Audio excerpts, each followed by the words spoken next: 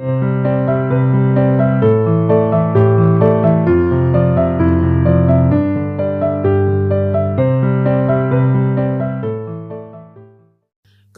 பிரியமானவர்களே, ஆண்டவர் இரட்சகருமாகிய இயேசு கிறிஸ்துவின் நாமத்தினாலே இந்த வேலையில கூட உங்களை வாழ்த்துகிறேன். சத்தியத்தையும் அறிவீர்கள், சத்தியம் உங்களை விடுதலையாக்கும் என்று சொல்லி வேத வசனத்திலே நாம் வாசிக்கிறபடியாக நம் சத்தியத்தை நாம் கேட்போம். அப்போஸ்தலர் 11வது அதிகாரத்தை நாம் திருப்பிக் கொள்ளலாம். அப்போஸ்தலர் 11வது அதிகாரம் 26வது வசனத்தை நான் உங்களுக்காக வாசிக்கிறேன். நீங்கள் தயவாக கேட்கும்படியாக அன்போடு கேட்டுக்கொள்கிறேன். அவர்கள் 1 வருஷ காலமாய் சபையோடு கூடியிருந்து அநேக ஜனங்களுக்கு உபதேசம் பண்ணினார்கள். முதல் அந்தியோகியாவிலே சீஷர்களுக்கு கிறிஸ்தவர்கள் என்கிற பெயர் வழங்கிற்று. கிறிஸ்துவுக்குள் பிரியமானவர்களே, இந்த வசனத்தில் மிகவும் தெளிவாக எழுதப்பட்டிருக்கிறது. முதல் அந்தியோகியா பட்டணத்திலே சீஷர்களுக்கு கிறிஸ்தவர்கள் என்ற பெயர் வழங்கப்பட்டது என்று சொல்லி நாம் பார்க்கிறோம். இப்பொழுது நாம் கிறிஸ்தவர்கள் என்று சொல்லும் பொழுது நாம் சீஷர்களாக இருக்க வேண்டும். ஆதி அப்போஸ்தலர் நாட்களிலே இந்த வசனத்தின்படி 1 வருட காலமாக இயேசு கிறிஸ்துனுடைய உபதேசத்தை அவர்கள் கற்றுக்கொண்டார்கள் என்று சொல்லி நாம் பார்க்கிறோம். அப்படி என்றால் சீஷர்களுக்கே கிறிஸ்தவர்கள் என்ற பெயர் வழங்கப்பட்டது. நாம் யாவரும் சீஷர்களாக இருக்கும்போது தான் நாம் கிறிஸ்தவர்களாக இருக்க முடியும். அப்படியானால் சீஷர்கள் யார்? இயேசு கிறிஸ்து இந்த உலகத்தில் வாழ்ந்த நாட்களிலே அவர் சீஷர்களை உருவாக்கினார். இப்போ சீஷர் என்ற நிலையில் வரும்பொழுது தான் நாம் கிறிஸ்தவர்களாக நாம் மாற முடியும். கிறிஸ்தவர்கள் என்று சொல்லும் பொழுது, கிறிஸ்து என்று சொல்லும் பொழுது ஆவியானவர், அபிஷேகம் பண்ணப்பட்டவர் என்ற அர்த்தம். அந்த கிறிஸ்துவை நாம் தரித்தவர்களாக மாறும்பொழுது தான் நாம் ஆவியானவரை நாம் பெற்றவர்களாக நாம் கிறிஸ்துவை நாம் தரித்து கொள்ள வேண்டும். பிரியமானவர்களே, நாம் படிக்கும்பொழுது முதலாவது நாம் சீஷர்களாக மாற வேண்டும். நாம் சீஷர்களாக எப்படி மாறுவது, நாம் எப்படி சீஷர்களாக வேண்டும் என்று சொன்னால், லூக்கா எழுதின சுவிசேஷம் 14வது அதிகாரத்தை நாம் திருப்பிக் கொள்ளலாம். லூக்கா எழுதின சுவிசேஷம் 14வது அதிகாரம் 26வது வசனத்தை உங்களுக்காக வாசிக்கிறேன். யாதொருவன் என்னிடத்தில் வந்து தன் தகப்பனையும் தாயையும் மனைவியையும் பிள்ளைகளையும் சகோதரையும் சகோதரிகளையும் தன் ஜீவனையும் வெறுக்காவிட்டால் அவன் எனக்கு சீஷனாய் இருக்க மாட்டான். பிரியமானவர்களே, இந்த இடத்துல இயேசு கிறிஸ்து சீஷன் என்ற ஒரு அழைப்பிற்காக ஒரு வார்த்தை இந்த இடத்துல அங்கு சொல்லுகிறார். யாதொருவன் என்னிடத்தில் வந்து, அது யாராய் இருக்கலாம், இயேசுவினிடத்தில் வரும் பொழுது அவர்கள் முதலாவது செய்ய வேண்டிய காரியம், என்னிடத்தில் வந்து தன் தகப்பனையும் தாயையும் மனைவியும் பிள்ளைகளையும் சகோதரையும் சகோதரிகளையும் தன் ஜீவனையும் வெறுக்காவிட்டால் எனக்கு சீஷனா இருக்க மாட்டான். பிரியமானவர்களே, இன்றைக்கு கிறிஸ்தவ வாழ்க்கை என்பது, கிறிஸ்தவர்கள் என்பது, இன்னைக்கு எல்லாருமே கிறிஸ்தவர்கள் என்று சொல்லி ஒருவேளை பெயர்ல நம்ம இருக்கலாம். ஆனால் ஆண்டவர் எதிர்பார்க்கிற ஒரு காரியம், நாம் எப்பொழுது சீஷர் என்ற நிலையில இயேசு கிறிஸ்துவை எப்பொழுது நாம் பின்பற்றுகிறோமோ, அவருடைய உபதேசத்தை எப்பொழுது நாம் கை கொள்ளுகிறோமோ, அப்பொழுதுதான் நாம் கிறிஸ்தவர்களாக மாற முடியும். அதுதான் இந்த வசனத்தில் எழுதப்பட்டிருக்கிறது. தன் ஜீவனையும் வெறுக்காவிட்டால் அவன் எனக்கு சீஷனா இருக்க மாட்டான். இந்த உலகத்தில் நம்ம ஜீவனையே நம்ம வெறுக்கணுமா? பிரியமானவர்களே, அதுதான் இயேசு கிறிஸ்து சொல்லியிருக்கிறபடி, ஒருவன் என்னை பின்பற்றி வர விரும்பினால் அவன் தன்னைத்தானே வெறுத்து நம்முடைய எல்லாவற்றையும் வெறுக்க வேண்டும் என்று சொல்லி தேவன் அந்த இடத்துல சீஷர்களை இயேசு கிறிஸ்து அழைக்கிறார். பிரியமானவர்களே, இந்த வசனத்தில் நாம் பார்த்தோம், தன் ஜீவனையும் வெறுக்காவிட்டால் எனக்கு சீஷனா இருக்க மாட்டான் என்று சொல்லி. நம்முடைய வாழ்க்கையில கூட எது நமக்கு லாபமா இருக்கிறதோ, அப்போஸ்தலனாகிய பவுல் சொல்லுகிறது போல, பிலிப்பியர் 3வது அதிகாரம் 7வது 8வது வசனத்தில் சொல்லி இருக்கிறபடி, எனக்கு லாபமா இருந்தவைகள் எவைகளோ அவைகளை கிறிஸ்துவுக்காக நஷ்டம் என்றும் குப்பை என்றும் விட்டேன் என்று சொன்னது போல அப்பேற்பட்ட ஒரு வாழ்க்கை, அப்பேற்பட்ட ஒரு அனுபவம் நம்முடைய வாழ்க்கையில் வரும்போது மாத்திரமே நாம் இயேசு கிறிஸ்துவுக்கு சீஷராக முடியும்.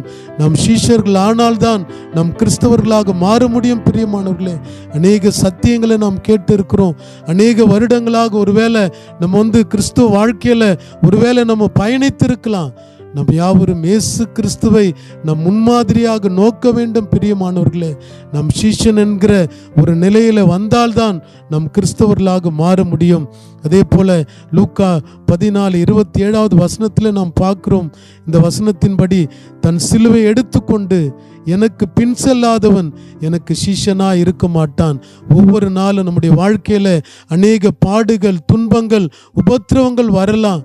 அதனாலதான் அப்போஸ்தலனாகிய பவுல் தீமோத்தேயுக்கு எழுதும் பொழுது, அன்றியும் தேவ பக்தியாய் நடக்க மனதாய் இருக்கிற யாவரும் துன்பப்படுவார்கள் என்று சொல்லி அந்த இடத்துல பவுல் தீமோத்தேயுக்கு எழுதுகிறபடி நம்முடைய வாழ்க்கையில் அநேக துன்பங்கள், ஒருவேளை அநேக பிரச்சனைகள் நம்முடைய வாழ்க்கையில் வரலாம். பிரியமானவர்களே, ஆனாலும் அந்த நெருக்கத்தின் மத்தியில் நாம் இயேசு கிறிஸ்துவை பின்பற்றும் போது மட்டும்தான் நம் சீஷர்களாக இருக்க முடியும். அதே இந்த அதிகாரம் லூக்கா 14:33 வசனத்தில் எழுதப்பட்டிருக்கிறது. அப்படியே உங்களில் எவனாகிலும் தனக்கு உண்டானவைகளை எல்லாம் வெறுத்து விடாவிட்டால் அவன் எனக்கு சீஷனா இருக்க மாட்டான்.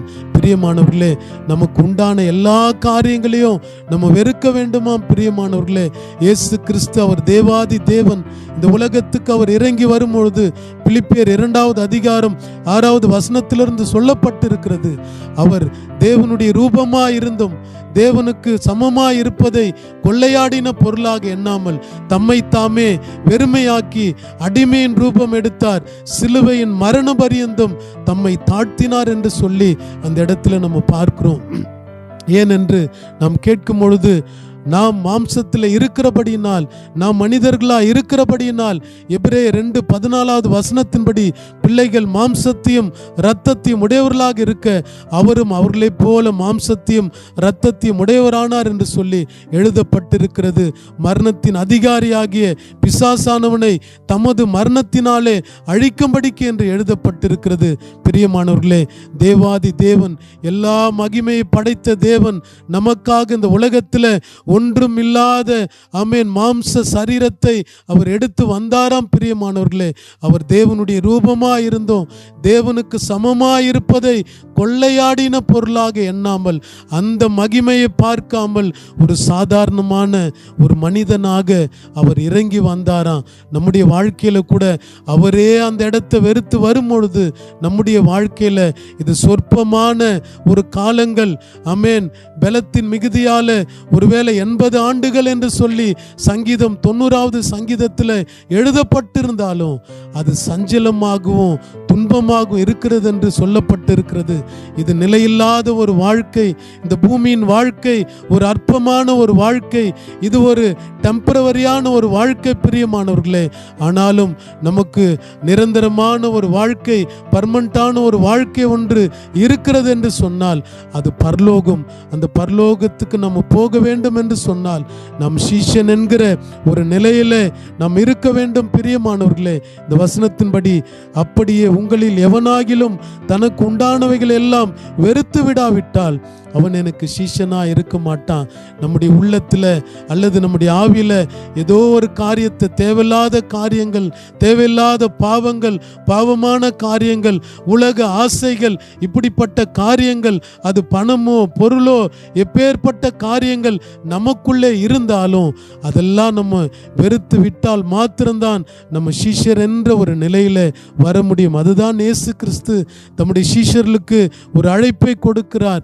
யாதொருவன் என்னிடத்தில் அவன் வர வேண்டும் என்று சொன்னால் தனக்கு உண்டான எல்லாவற்றையும் அவன் வெறுத்து இயேசு கிறிஸ்துவையே அவன் பார்க்கும் பொழுது அவன் சீஷனாய் இருக்க முடியும். அதுதான் இந்த வசனத்தின் தொடர்ச்சியை நம்ம பார்க்கும் பொழுது லூக்கா எழுதின சுவிசேஷம் 14வது அதிகாரம் 29வது வசனத்திலிருந்து நாம் வாசிக்கும் பொழுது, உங்களில் ஒருவன் ஒரு கோபுரத்தை கட்ட மனதாயிருந்து அஸ்திபாரம் போட்ட பின்பு முடிக்க திராணி இல்லாமல் போனால் பார்க்கிறவர்கள் எல்லோரும் இந்த மனுஷன் கட்ட துவங்கி முடிக்க திராணி இல்லாமல் போனான் என்று சொல்லி தன்னை பரியாசம் பண்ணாதபடிக்கு அதை கட்டி தீர்க்கிறதற்கு தனக்கு நிர்வாகம் உண்டோ இல்லையோ என்று முன்பு அவன் உட்கார்ந்து செல்லும் செலவை கணக்கு பாராமல் இருப்பானோ என்று இந்த இடத்துல எழுதப்பட்டிருக்கிறது. பிரியமானவர்களே, கிறிஸ்துவ வாழ்க்கையில நாம் கட்டப்படுவதற்காக சீஷன் என்ற நிலைக்கு நம்ம அடியெடுத்து வைத்திருக்கிற நாம் கட்ட துவங்கி இருக்கிறோம். அதை நம்ம கட்டி முடிக்க வேண்டும். பிரியமானவர்களே, ஆமென். இந்த வசனத்தின்படியாக நாம் பார்க்கும்போது நாம் யாவரும் சீஷன் என்கிற நிலையில வர வேண்டும். அங்க நாம் பார்த்தோம், அப்போஸ்தலர் 11வது அதிகாரம் 26வது வசனத்தில் எழுதப்பட்டிருக்கிறபடி முதல் அந்தியோகியா பட்டணத்திலே சிஷ்யர்களுக்கே கிறிஸ்தவர்கள் என்று பெயர். இன்றைக்கு நம்ம எல்லாரும் ரொம்ப யோசித்து பார்க்க வேண்டிய ஒரு இடத்துல, ஒரு கட்டாயத்தில் நம்ம நிற்கிறோம். இன்னைக்கு ஒருவேளை நம்ம எல்லாரும் கிறிஸ்தவ வாழ்க்கையில நம்ம கடந்து நம்ம சென்று கொண்டு இருக்கலாம், நம்ம ஐக்கியங்களுக்கு போய் கொண்டு இருக்கலாம், எல்லாமே நம்முடைய வாழ்க்கையில் இருக்கலாம். ஆனால் நாம் ஒரு சீஷரா என்ற கேள்வியை நம்முடைய இருதயத்தில் நம்ம ஒவ்வொருத்தரும் இந்த நாட்களிலே கேட்டுக்கொள்ள வேண்டும். பிரியமானவர்களே, ஆண்டவருடைய வருகை என்பது சமீபம். அந்த வருகையில், அந்த மகிமையில நாம் எடுத்துக்கொள்ளப்பட வேண்டும் என்று சொன்னால் நாம் சீஷர்களாக இருக்க வேண்டும். அதை தான் இயேசு கிறிஸ்து இந்த உலகத்தில் வாழ்ந்த நாட்களிலே சீஷர்களை உருவாக்கினார். ஆதி அப்போஸ்தலர்களும் சீஷர்களை உருவாக்கினார்கள். சீஷர்களுடைய தொகை பெருகிற்று என்று சொல்லியே நம்ம பார்க்கிறோம். ஒருவேளை நம்ம சாதாரணமான ஒரு கிறிஸ்தவர்களாக அல்ல, நாம் சீஷர்களாக இருக்க வேண்டும். கிறிஸ்தவர்கள் என்று சொல்லும்பொழுது கூட சீஷர்களானாதான் நம்ம கிறிஸ்தவர்களாக மாற முடியும். அந்த கிறிஸ்தவர்கள் என்பது கிறிஸ்துவை தரித்து கொள்வது, அதாவது பரிசுத்த ஆவியானவரை நாம் தரித்து கொள்வதுதான் அது கிறிஸ்தவம் என்று எழுதப்பட்டிருக்கிறது. பிரியமானவர்களே, இந்த நாளிலும் கூட கர்த்தராகிய ஆண்டவர், கர்த்தருடைய ஆவியானவர் நம்மிடத்தில் பேசுகிற ஒரு வார்த்தை, நாம் யாவரும் சீஷர் என்ற நிலையில வரும் பொழுது பரிசுத்த ஆவியானவர் நமக்கு கொடுக்கப்படுவார். சீஷர்களுக்குத்தான் ஆதி அப்போஸ்தலர் நாட்களிலே பரிசுத்த ஆவியானவர் கொடுக்கப்பட்டார்.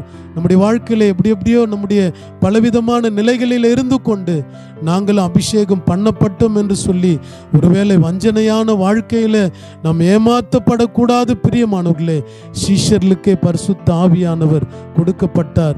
அது நம் யாவரும் சிந்தனையிலே நம்ம எல்லாரும் கொண்டு நம்ம ஒரு சீஷர் என்ற நிலையில எல்லாவற்றையும் நம்ம வெறுத்து நம்ம நடக்கும் பொழுது நம் பரிசுத்த ஆவியானவரை பெற்றுக்கொள்ள முடியும்.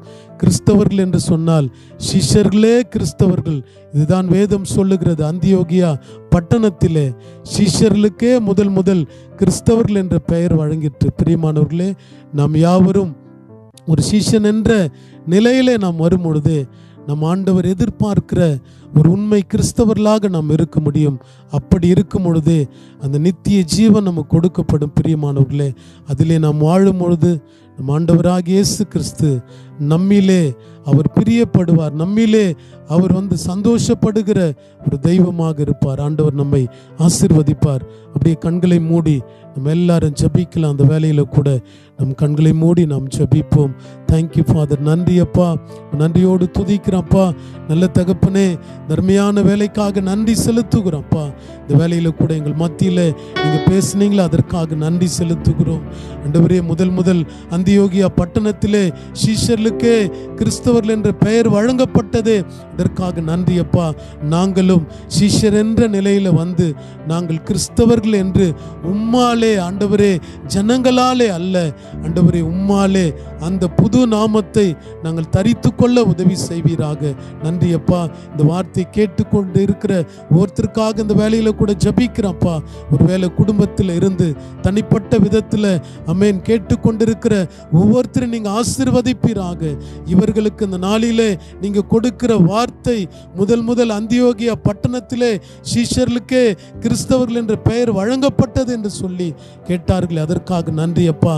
சீஷர்களாக மாறி அமேன் கிறிஸ்துவை தரித்து கொண்டு பரலோகத்துக்கு நாங்கள் அமேன் பாத்திரவான்களாக மாற நீங்க உதவி செய்வீராக. ஒவ்வொருத்தரையும், ஒரு குடும்பங்களையும், ஒவ்வொரு பிள்ளைகளையும் ஆசீர்வதிப்பீராக. உங்க தேவையெல்லாம் நீங்க சந்திக்கும்படியாக நாங்கள் ஜெபிக்கிறோம். கர்த்தர் பெரிய காரியங்களை செய்யுங்க. இயேசுவின் நாமத்தில் பிதாவே, ஆமென்.